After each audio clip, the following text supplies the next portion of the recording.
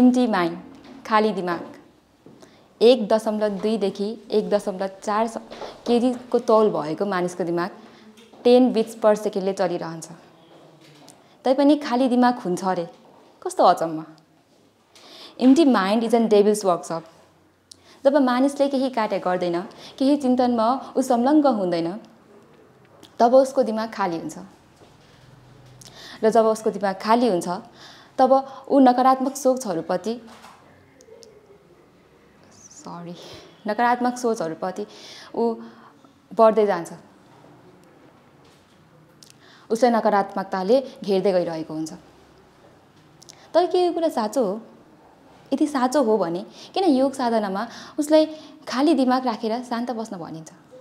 जब मानिसले केही कार्य गर्दैन, ऊ खाली बस्छ, ऊ स्थिर रहन्छ, ऊ अरूभन्दा पछि पर्दछ, जसले गर्दा उसमा जलन, ईर्ष्या जस्ता भावनाहरू बढिरहेको हुन्छ। जब पानीको मूल जमिनबाट फुटेर पोखरी बन्छ र त्यो पोखरीमा नियमित रूपमा वर्षा हुँदैन, तब त्यो जमिन सुक्खा हुन जान्छ र चिराचिरा पर्छ। केही त्यस्तै हो मानिसको मस्तिष्क। जब उसमा केही इन्ट्रेस्ट हुँदैन, ऊ स्तम्भ हुन्छ,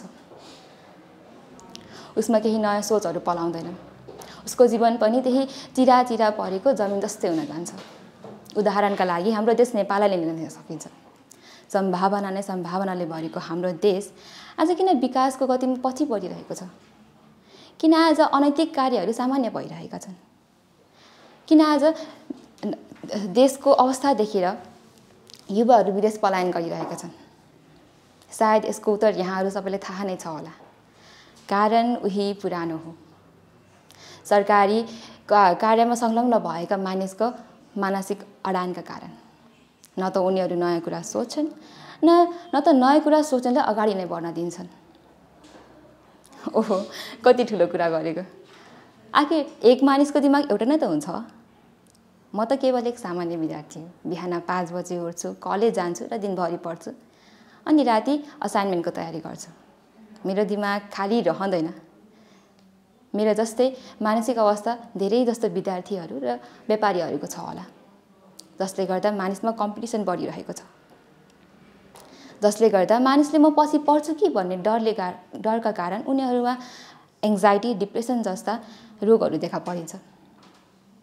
24औं घण्टा काम गर्नु नराम्रो होइन, तर यदि 24औं घण्टा काम गरेर उनीहरूलाई सुख पाइँदैन भने के त्यो राम्रो हो?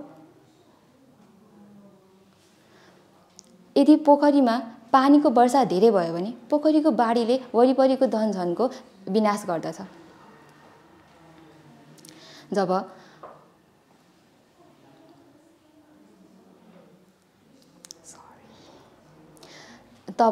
धनजनको विनाश हुन्छ। त्यसैले खाली दिमाग राख्नु केही नराम्रो काम होइन।